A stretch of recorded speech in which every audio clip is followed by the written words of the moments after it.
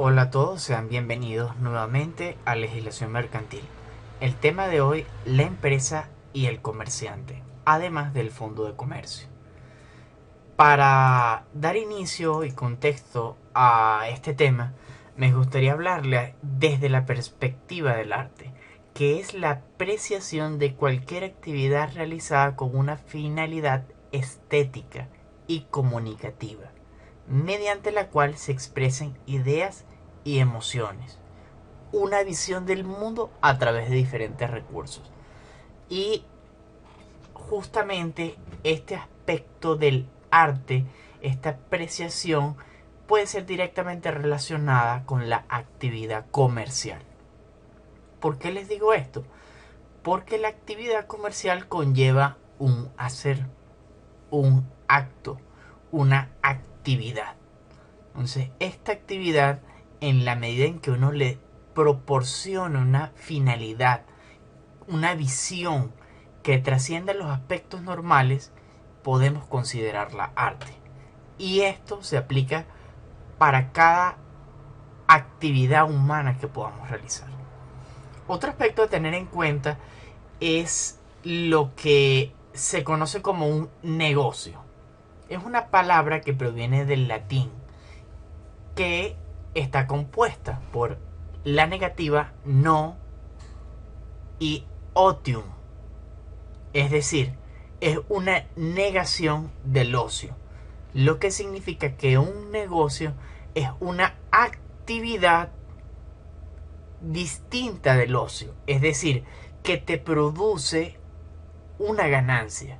No es que es algo que tú realizas de forma recurrente, constante, organizada, administrada, contabilizada. No. Un negocio es una actividad concreta en un momento determinado que te produce un beneficio. Te produce algo que no es satisfacción al alma, como lo es el ocio. Ahora bien, ¿qué ocurre con el comercio?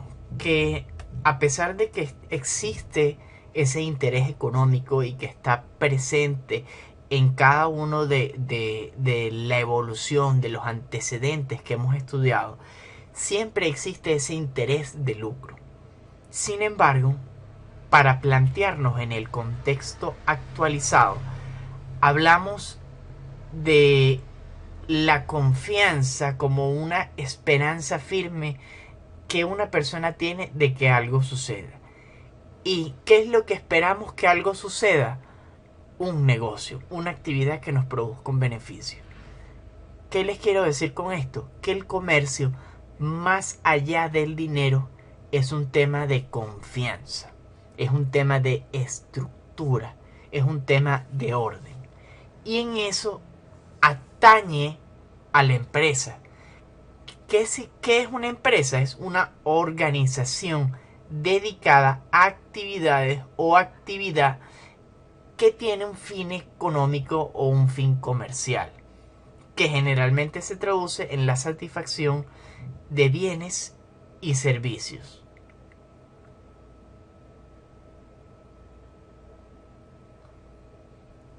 Estos son los aspectos más amplios y generales para entender lo que es una empresa.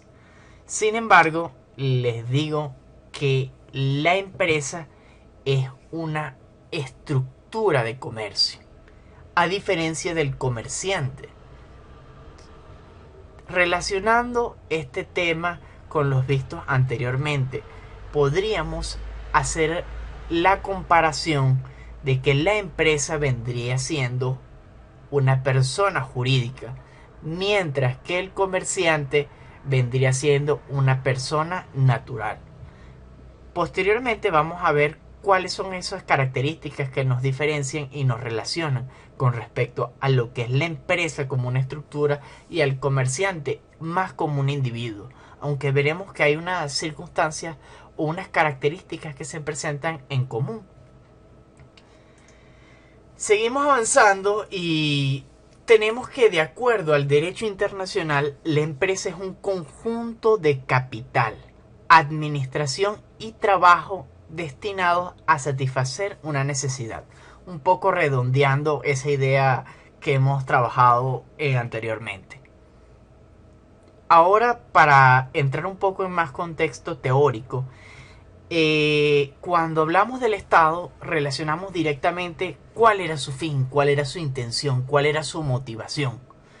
Y como decía Confucio, en la vida uno o solamente necesita dos cosas para vivir. Según la teoría o la filosofía de Confucio, solamente necesitabas dos cosas para vivir. Como humanos necesitamos flores y arroz. El arroz, justamente para mantenernos alimentados, para vivir, literalmente, y las flores para tener algo por lo que vivir. Entonces, justamente la motivación de las empresas a través de diferentes teóricos o diferentes autores han dado un enfoque a qué significan las flores, a qué es el fin que debe aludir la empresa, así como el fin del Estado es el bien común. Tenemos que, según Adam Smith, nos menciona que son empresas o las empresas se encargan de bienes y servicios única y exclusivamente.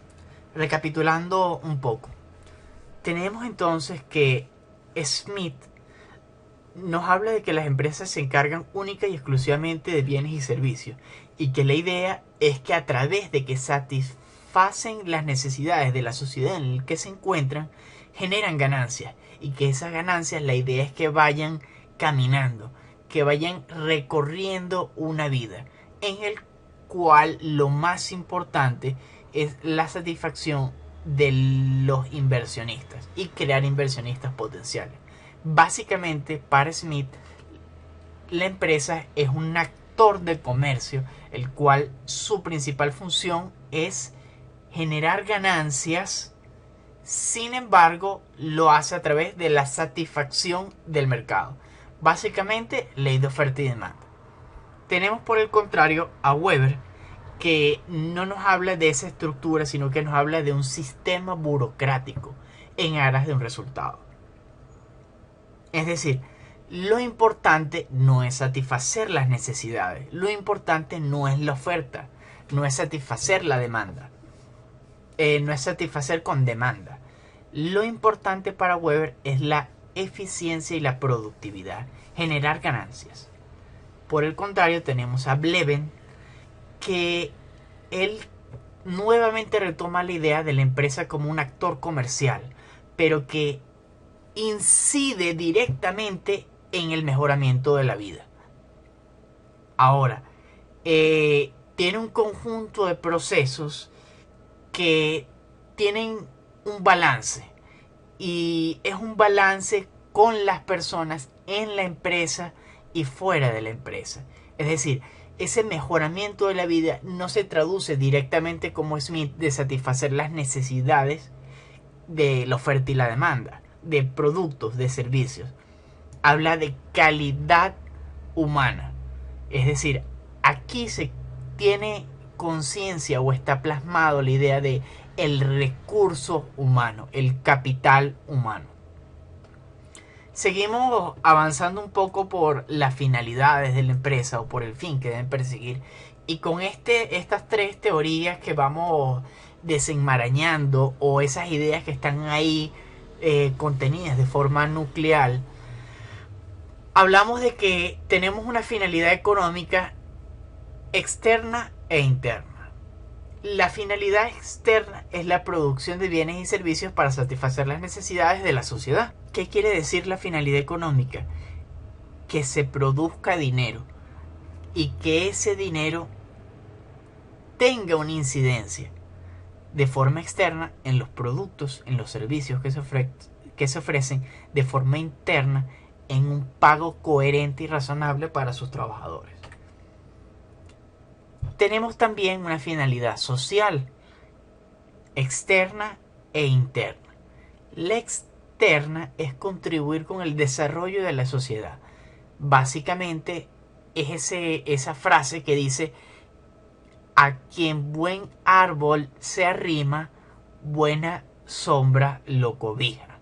Entonces, si yo estoy bien, si yo soy un árbol, yo voy a tratar de que todas las personas que estén a mi alrededor, que conforman mi sociedad, estén bien. Esa es una finalidad social externa. Se traduce directamente en beneficios deportivos para algunas sociedades, construcciones de canchas y otros espacios. Ahora, una finalidad social interna es el conjunto de beneficios que se atribuyen a los integrantes de la empresa misma. Es decir, se aumentan de cargos, no son incentivos o beneficios económicos, sino formaciones, espacios de entretenimiento, boletos de cine, un conjunto de beneficios que enaltecen de forma integral lo que es la persona. Seguimos un poco con los temas de la finalidad ecológica.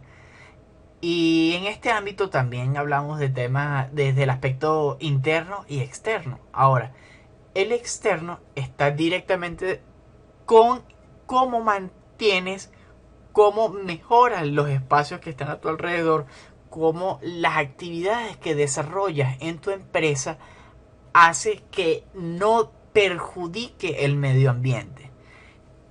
Ahora, la ecológica interna tiene que ver con los espacios verdes, con el mantenimiento saludable integral de las personas.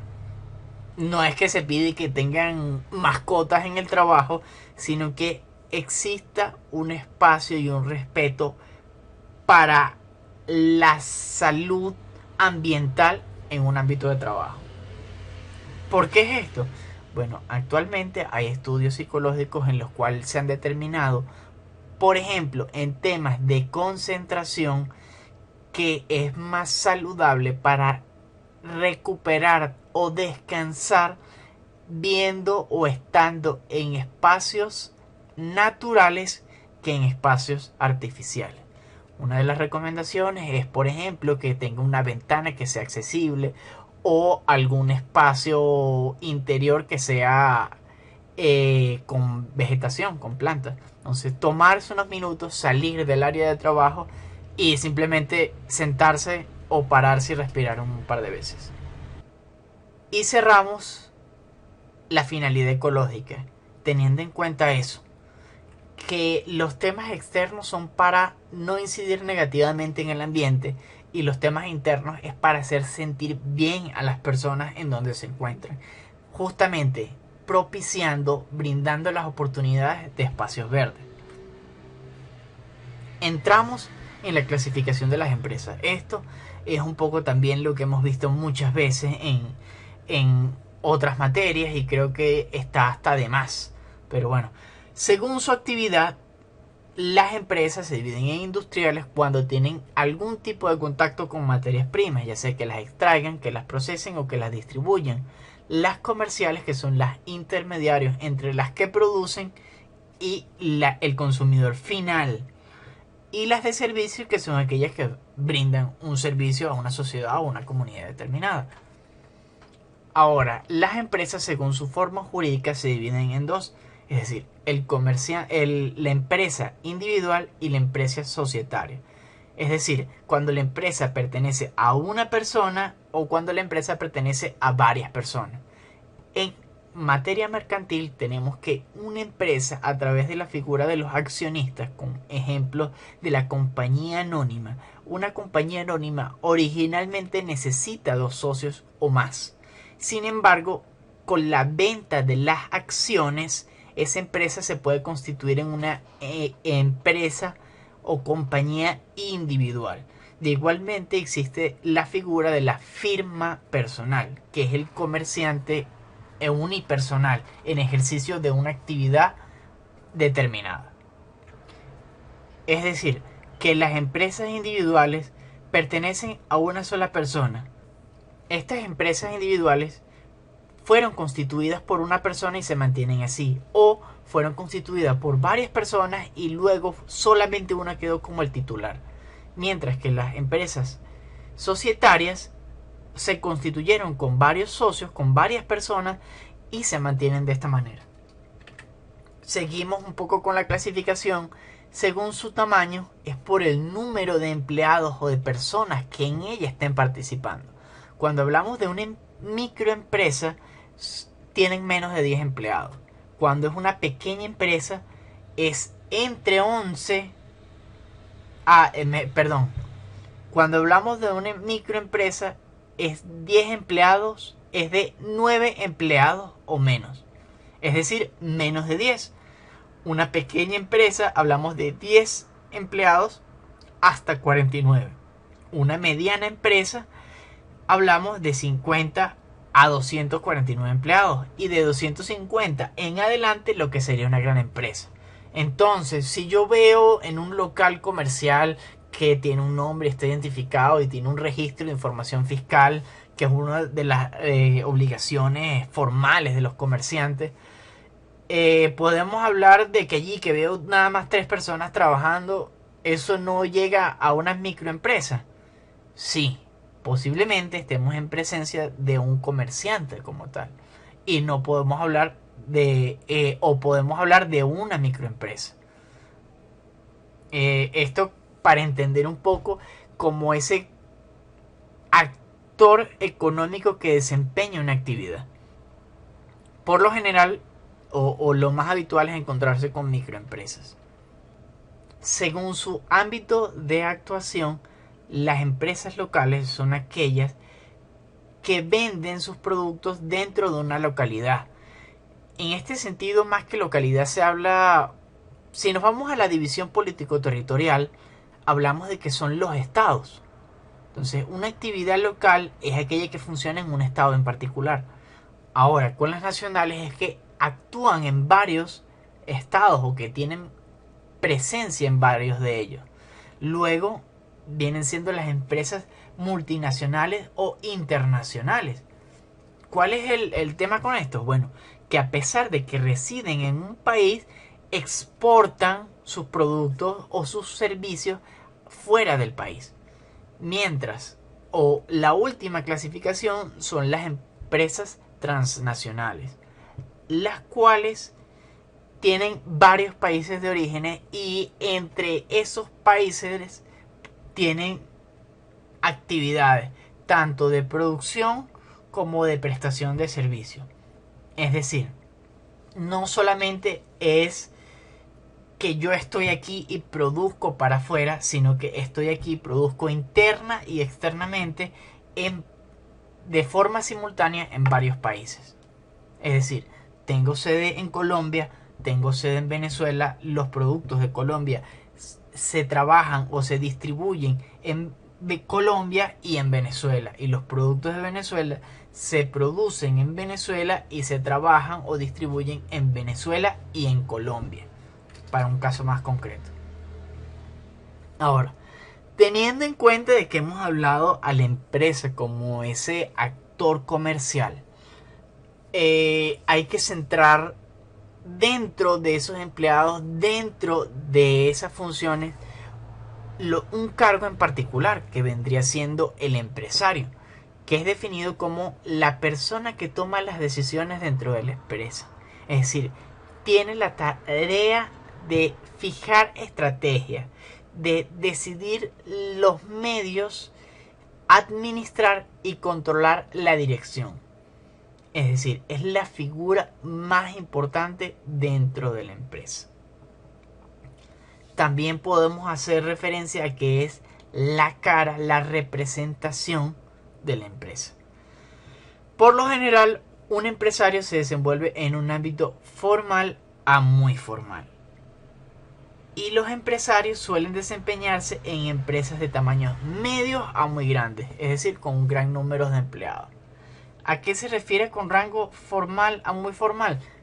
A lo que les comenté cuando hablamos de lo que sería el comercio, un comerciante informal. Entonces, en esos ámbitos no va a estar presente como tal un empresario o una empresa. Es decir, que hablamos de comerciantes que cumplen con todas o prácticamente todas sus formalidades. Y esta distinción de muy formales no solamente se habla o se enfoca a nivel nacional, sino también abarca el ámbito de las leyes internacionales. Por el contrario, o en contraposición al empresario, les presento al comerciante.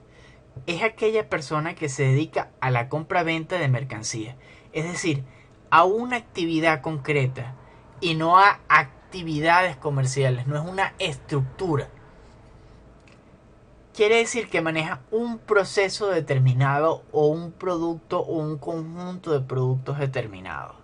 Desempeña un rol muy importante en la economía, sobre todo en un nivel amplio, ya que a pesar de que la empresa es una estructura grande, son los comerciantes los que generan más presencia a través del número. Por otro lado, los comerciantes trabajan justamente en medios formales y no formales. A esto es lo que les digo. Aquí un comerciante vendría siendo un intermediario o alguien que tiene o puede tener relación con un empresario y con un comerciante no formal. Claro, esto también se brinda espacio a que tenga trabajos o vínculos con personas que no son comerciantes propiamente, a pesar de que realicen actos de comercio. Igualmente, la mayoría de comerciantes trabajan en negocios medianos a pequeños. Como bien sabemos, eso quiere decir que al menos o menos de 50 personas se contienen en este nivel. ¿Qué ejemplos tenemos de la empresa en nuestra legislación venezolana? Bueno, directamente vemos que en el artículo 112 de la Constitución está fundamentado lo que es la libertad económica. Les leo un trozo o un extracto les leo un extracto del artículo que nos dice: todas las personas pueden dedicarse libremente a la actividad económica de su preferencia, sin más limitaciones que las previstas en la Constitución. Y continúa. Igualmente, el artículo 19 del Código Civil nos dice que las asociaciones, corporaciones y fundaciones lícitas de carácter privado, la personalidad la adquirirán con la protocolización del acta constitutiva. Además, dice que un ejemplar de esa acta constitutiva se protocoliza en el término de los 15 días. Y continúa un poco el artículo. ¿Qué nos dice esto? Miren, las asociaciones, estas corporaciones, estas fundaciones lícitas son las figuras jurídicas en las que una empresa está enmascarada. Es decir, podemos ver una empresa como una idea, como un conjunto. Sin embargo, jurídicamente tiene un apellido distinto. Es una empresa que realmente o jurídicamente está contenida en la ley como una compañía anónima, como una asociación, como una corporación. Tenemos igualmente en el Código de Comercio, en el artículo 200, cuáles son esas sociedades, esas compañías, es decir, esas empresas. Las compañías o sociedades de comercio son aquellas que tienen por objeto uno o más actos de... Dando paso a seguir profundizando en lo que es el empresario. Tenemos que piensa en la ejecución de los trabajos, delega las responsabilidades, controla los resultados, define cuáles son las estrategias para solucionar los problemas que se presenten. Solo está al pendiente de los cambios que la empresa presenta. Es decir, es una figura que, a pesar de que reviste gran importancia, tiene unas funciones muy específicas y concretas. No está allí para estar presente en cada una de las compraventas, en cada una de las transacciones, en cada uno de los negocios, en cada una de las relaciones que se creen comerciales, sino para fijar cuál es el norte a trazar y de qué modo vamos a llegar a él. Se trata de medir los resultados de la fuerza de trabajo. de entender cuál es la profundidad de las decisiones y de rodearnos o de coordinar la capacidad de la gente.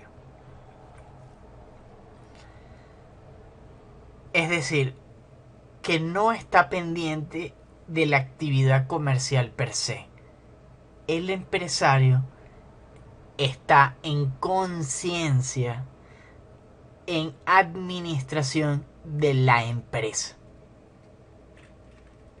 Y por esto, o por esta visión distinta de la actividad, de el intercambio que se produce entre bienes y dinero, el empresario va más de la mano con lo que son los planes y los proyectos.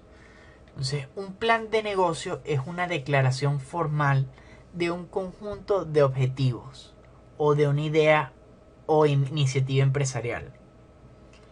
Es decir, hay una proyección y evaluación. Se reúnen de forma verbal o gráfica, una exposición se plantea para justamente identificar varios aspectos. Por ejemplo, ¿cuál va a ser el modelo de negocio? ¿Cuáles son las acciones estratégicas a tomar? ¿Cómo inciden los aspectos económicos?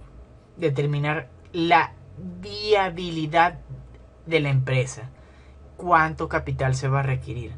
Un margen de ganancia, una idea o imagen empresarial de la compañía. ¿Cómo va a ser su trato frente a terceros y sus trabajadores? Y hablando un poco del proyecto, es más bien un análisis económico financiero. Es decir, que el proyecto de inversión está más centrado en lo que serían los aspectos estratégicos de un emprendimiento. Todos podemos planificar, no todos podemos proyectar.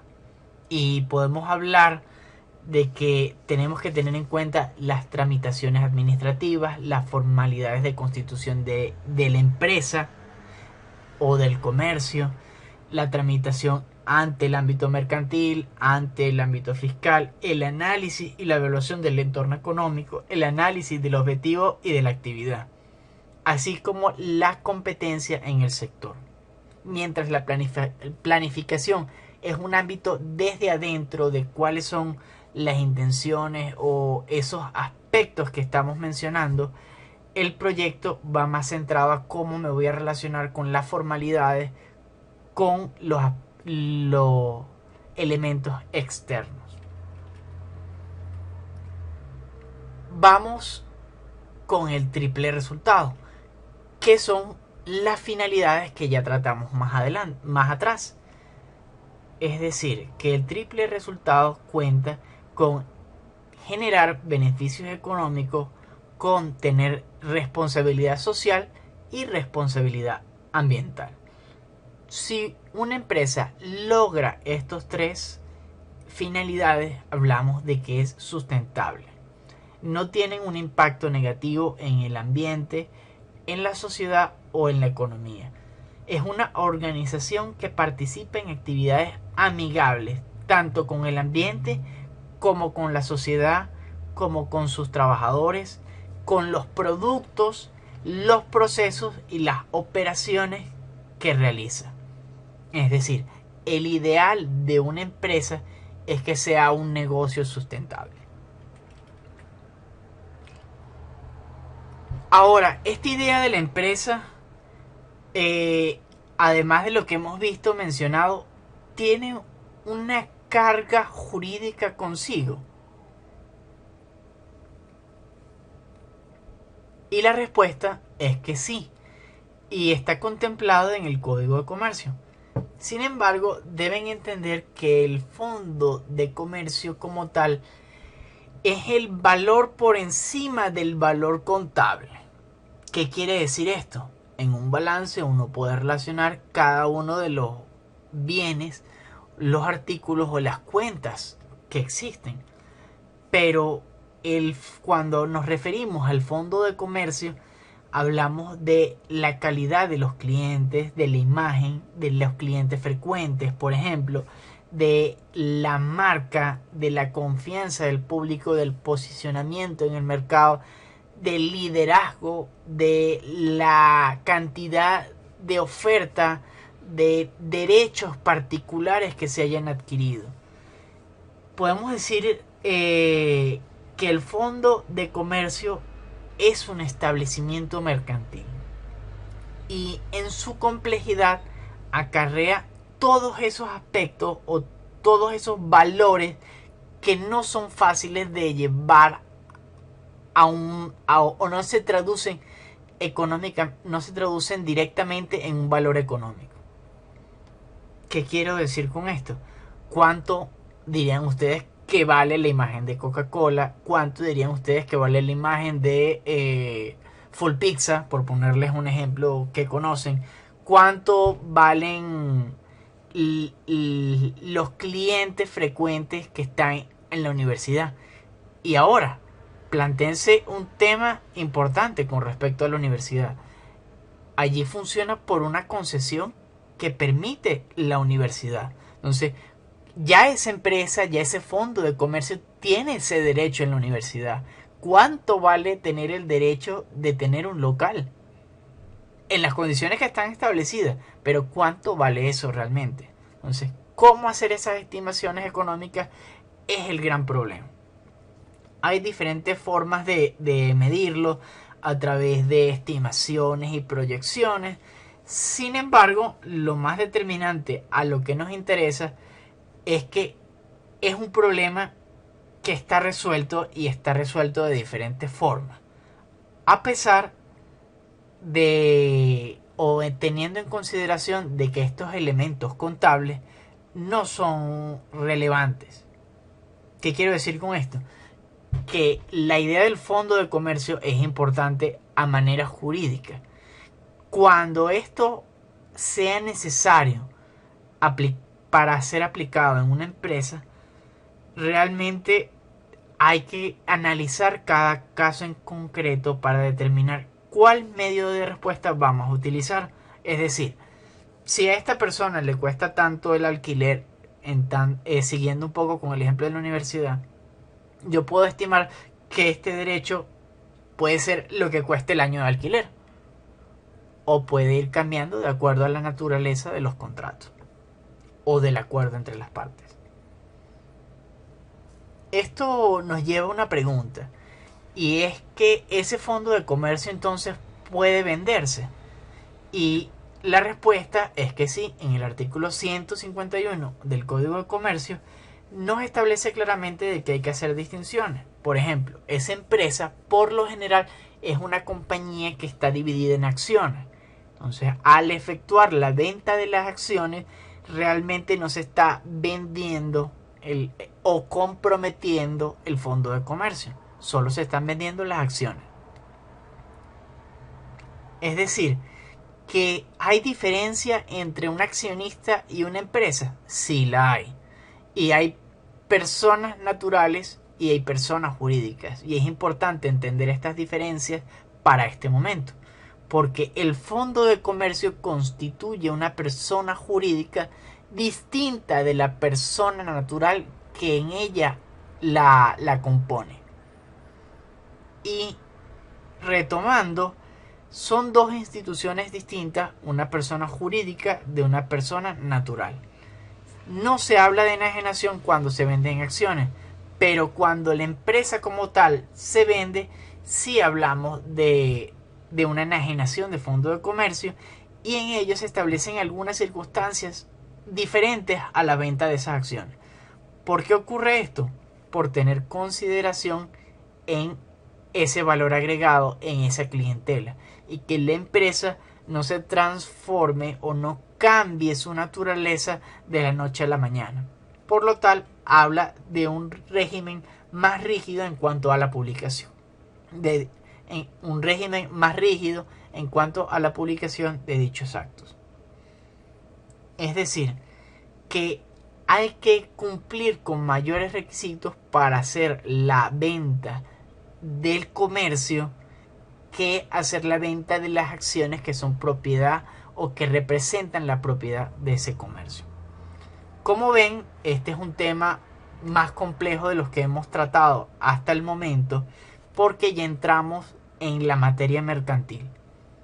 ¿Qué ocurre? Ya en este momento conocen los principios básicos del derecho, que vamos a traducir ahora desde la teoría a los casos prácticos. Cualquier duda, espero que este video clase les haya sido útil y las aclaramos en el webinar del jueves. Espero que estén bien. Saludos.